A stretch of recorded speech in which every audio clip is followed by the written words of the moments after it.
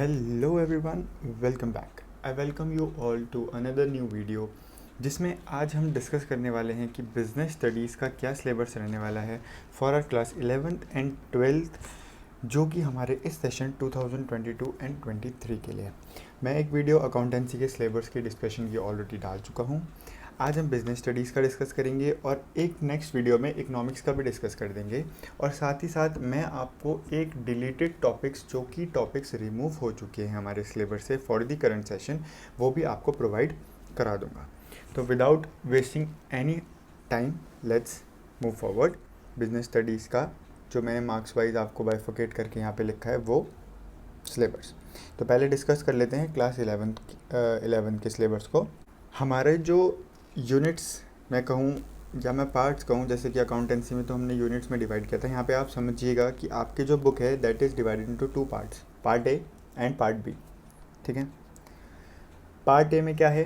Part A हमारा है foundation of business. अभी मैं 11th क्लास को डिस्कस कर रहा हूँ, तो ये वाला पार्ट, ये वाला पोर्शन आप मत देखिएगा, आप सिर्फ इस पर फोकस करिएगा। जिसमें हमारा फर्स्ट चैप्टर होता है nature and purpose of business, forms of business organisation हमारा नेक्स्ट चैप्टर होता है। पहले मैं आपको चैप्टर्स के नाम बताता हूँ, फिर मैं आपको टॉपिक वाइज बताऊँगा कि हमें इसमें क्या क्या पढ़ना है। अब देखो, जैसे कि आप क्लास 11th में हो तो आपके लिए सब चीज़ें न्यू होंगी। कुछ चीज़ें आपको होगा, आपने पहले सुना होगा, बट बहुत सारी चीज़ें होंगी जो आपने पहली बार आप सुन रहे होंगे। तो उसी में बिज़नेस क्या होता है, उसका नेचर क्या होता है, पर्पस क्या होता है बिज़नेस का, वो बताया जाएगा। तो फाउंडेशन ऑफ बिज़नेस के अंदर आपको ये सारी चीज़ें सीखने को मिलेंगी। फॉर्म्स ऑफ बिज़नेस ऑर्गेनाइजेशन, कितने तरीके की बिज़नेस ऑर्गेनाइजेशन होती हैं। Private, public and global enterprise क्या होता है। बिज़नेस सर्विसेज क्या होती है। अब एग्ज़ाम में कौन कौन से चैप्टर, ये आपके चैप्टर्स हैं, तो कौन कौन से चैप्टर्स में से कितना कितने मार्क्स का आएगा वो भी मैंने साथ साथ लिखा है। तो अगर मैं इन 2 चैप्टर्स की बात करूँ, फर्स्ट एंड सेकंड की, तो वहाँ पे से 16 मार्क्स का आएगा। फिर अगर मैं अगले 2 की बात करूँ तो वहाँ पे से 14 मार्क्स का आएगा। और फिर मैं अगले 2 की बात करूँ, इमर्जिंग मोड्स ऑफ बिजनेस और social responsibility of business and business ethics, तो वहाँ से 10 मार्क्स का आएगा। तो ऑल इन ऑल आपका 40 मार्क्स का पार्ट ए रहता है। और फिर आपका 40 मार्क्स का पार्ट 2 रहता है, पार्ट बी रहता है, जिसमें आपको सोर्सेज ऑफ बिजनेस फाइनेंस के बारे में पता चलेगा, क्योंकि यहाँ पे फाइनेंस एंड ट्रेड की बात हो रही है। तो फाइनेंस क्या होता है, ट्रेड क्या होता है, ये सब आपको सीखने को मिलेगा इन the duration of your course. लेकिन उसमें कौन कौन से चैप्टर्स हैं, कैसे वो लिंक्ड हैं, वो यहाँ पे लिखा है। स्मॉल बिजनेसेस क्या होते हैं, इंटरनल ट्रेड क्या होता है, और हमारा इंटरनेशनल बिजनेस क्या होता है। अब मैं अगर आपको दिखाना चाहूँ इनके अंदर के सब टॉपिक्स क्या हैं, तो अगर मैं देखूँ यहाँ पे, जैसे evolution and fundamental of business है, हमारा यूनिट 1 है ये, जिसमें फाउंडेशन ऑफ बिजनेस हमारा पार्ट ए में डिवाइडेड है। तो यहाँ पे जब हम बात करते हैं फर्स्ट चैप्टर की, जो कि है nature and purpose of business, तो यहाँ पे देखो हमारा क्या क्या आता है कि हमारी ट्रेड और कॉमर्स की हिस्ट्री क्या थी इंडिया में, इंडिजीनियस बैंकिंग सिस्टम क्या होता है, इंटरमीडियरीज क्या होती है, ट्रांसपोर्ट क्या होती है, ट्रेडिंग कम्युनिटीज़ क्या होती हैं। फिर अगर मैं बिज़नेस की बात करूँ तो उसका मीनिंग और उसके कैरेक्टरिस्टिक्स के बारे में पढ़ेंगे। बिज़नेस का प्रोफेशन, एम्प्लॉयमेंट, उसके कॉन्सेप्ट के बारे में पढ़ेंगे, ये काफ़ी इंपॉर्टेंट होता है।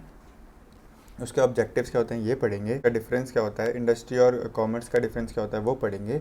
इंडस्ट्रीज़ कितने टाइप की होती है वो पढ़ेंगे। कॉमर्स ट्रेड क्या होता है वो पढ़ेंगे। तो इस तरीके से आपके सब टॉपिक्स भी डिवाइडेड हैं। तो अगर मैं बात करूँ तो आपका जो पार्ट है वो 40 मार्क्स का है, और पार्ट बी है वो 40 मार्क्स का है, और नेक्स्ट 20 मार्क्स, जो रेस्ट बचे 20 मार्क्स हैं, वो आपके प्रोजेक्ट के हैं। ठीक है, तो ये है आपका बिजनेस का syllabus for class 11th। Total marks is 100 and paper is for 3 marks, code number is 54।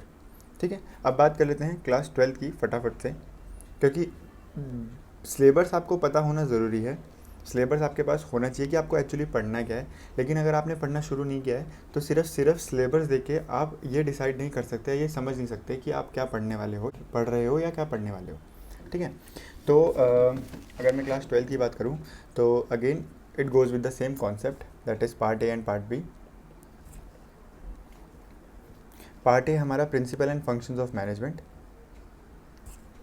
यहाँ पे पूरी तरीके से आपके साथ मैनेजमेंट को डिस्कस किया जाएगा। जैसे यहाँ पे पार्ट ए में 11th की बात करूँ, अगर यहाँ पे भी आपको फाउंडेशन ऑफ बिज़नेस सिखाया जा रहा था, बिज़नेस कितने तरीके के होते हैं, कैसे कैसे किए जाते हैं, कौन कौन सी ऑर्गेनाइजेशन बिज़नेस में इन्वॉल्व होती हैं, कौन कौन से तरीके हैं बिज़नेस को करने के लिए, और हमारी सोशल रिस्पॉन्सिबिलिटी। तो बिज़नेस से रिलेटेड आपको पार्ट ए में सिखाया गया। लेकिन उससे रिलेटेड अगर आपको पैसा अरेंज करना है या बिज़नेस करना है तो वो क्या होता है, वो आपको पार्ट बी में सिखाया गया। इसी तरीके से 12 भी मूव करता है। जब आप बिज़नेस कर रहे हो तो आपके बिज़नेस में मैनेजमेंट का बहुत इंपॉर्टेंट रोल होता है। तो पूरे मैनेजमेंट को डिस्कस करेगा हमारा पार्ट ए, उसके प्रिंसिपल, उसके फंक्शंस, और यहाँ पे कुछ थ्योरीज आपको सीखने को मिलेंगी। आपका जो बिजनेस से रिलेटेड इन्वायरमेंट होता है वो आपको सीखने को मिलेगा। तो अगर मैं बात करूँ चैप्टर वाइज, तो पहला चैप्टर होता है हमारा बिजनेस, वो nature and significance of management. Management का क्या नेचर होता है, क्या सिग्निफिकेंस होता है, वो आपको चैप्टर 1 में सीखने को मिलेगा और काफ़ी इंपॉर्टेंट और काफ़ी इंटरेस्टिंग रहता है।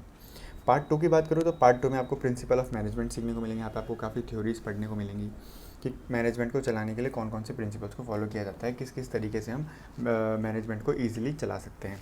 फिर अगर मैं बात करूँ थर्ड चैप्टर की, तो बिज़नेस इन्वायरमेंट, कि आपका बिज़नेस से रिलेटेड जितने भी एस्पेक्ट्स हैं वो आप इसमें कवर करोगे, उनको हम नाम देते हैं बिज़नेस इन्वायरमेंट। ज़्यादा डीप में मैं नहीं जा रहा हूँ। और फिर ये कि planning, organising, staffing, directing, controlling, आप अपनी मैनेजमेंट में अपने वर्क को किस तरीके से प्लान करते हो, ऑर्गेनाइज करते हो, स्टाफिंग क्या होती है, डायरेक्टिंग क्या होती है, फिर कंट्रोलिंग क्या होती है।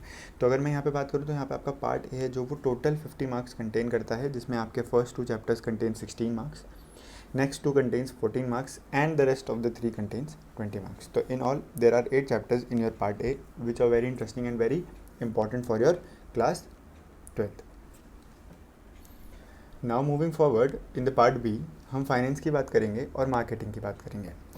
तो फाइनेंस ऑल इन ऑल आपको पता है इज़ अरेंजमेंट ऑफ मनी। तो किस तरीके से हम उसको मैनेज करते हैं ये हम यहाँ पे सीखेंगे, क्योंकि सोर्सेज ऑफ बिजनेस फाइनेंस हम पिछले चैप्टर में सीख के आ चुके हैं कि पैसा कहाँ से अरेंज किया जा सकता है, लेकिन उसको मैनेज किस तरीके से करना है, that we are going to study in 9th chapter. Market कौन कौन से होते हैं, फाइनेंशियल मार्केट, वो हम 10th चैप्टर में सीखेंगे। मार्केटिंग मैनेजमेंट क्या होती है, बहुत इंपॉर्टेंट चैप्टर है ये यहाँ पे सीखेंगे। और जैसे कि हमने पिछले क्लास 11th में सोशल रिस्पॉन्सिबिलिटी करके कुछ सीखा था, वैसे ही यहाँ पे एक चैप्टर कंज्यूमर प्रोटेक्शन का आता है।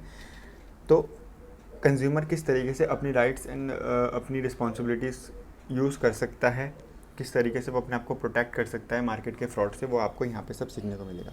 तो ये 4 चैप्टर्स हैं। 2 chapters are divided of 15 marks each. 2 का ग्रुप बना है, 9th और 10th मिलाकर ये टोटल 30 मार्क्स बनता है। तो ये अप्रॉक्स वापस से आपका 80 मार्क्स बनता है, and the rest is your project work.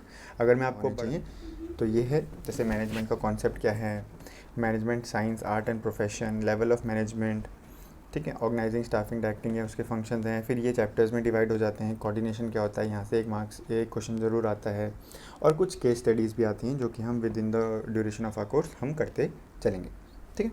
तो इस तरीके से है ये सिलेबस। आप चाहें तो मेरे टेलीग्राम चैनल से डायरेक्ट डाउनलोड कर सकते हैं। हालांकि आपको ज़रूरत नहीं पड़ेगी डायरेक्ट सिलेबस के कॉन्सेप्ट देखने की। हाँ, आपको पता होना चाहिए कि आपको कौन सा चैप्टर करना है, और जो टॉपिक आपके टीचर्स करा रहे हैं वो आपको पता होने चाहिए कि क्या वो हमारे सिलेबस में है या नहीं है। तो उसके लिए आप इसका रेफरेंस ले सकते हैं कि अगर आपने कुछ पढ़ा है तो वो एक्स्ट्रा ही होना चाहिए, कुछ कम नहीं होना चाहिए, ठीक है।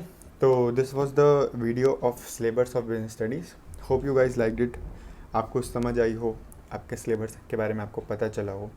तो do share it with your friends जिनको अभी तक नहीं पता बिजनेस स्टडीज़ के सिलेबस के बारे में। कौन सी बुक को मैं रेफ़र करूँगा with in the duration of the course, वो मैं आपको बता दूंगा जब मैं अपनी फर्स्ट क्लास डालूंगा बिजनेस स्टडीज़ से रिलेटेड या किसी भी सब्जेक्ट से रिलेटेड। तब तक के लिए बने रहें चैनल पे। Thank you for watching this video. अगर आपको वीडियो पसंद आई हो तो वीडियो को लाइक करें, चैनल को सब्सक्राइब करें अगर चैनल पर नए हैं, और बेल आइकन को ज़रूर प्रेस कर दें ताकि कोई भी वीडियो अपलोड हो तो आपकी नोटिफिकेशन आप तक पहले पहुँचे, ठीक है। Thank you for watching this video again. Stay connected, stay fit and stay happy. Jai Hind.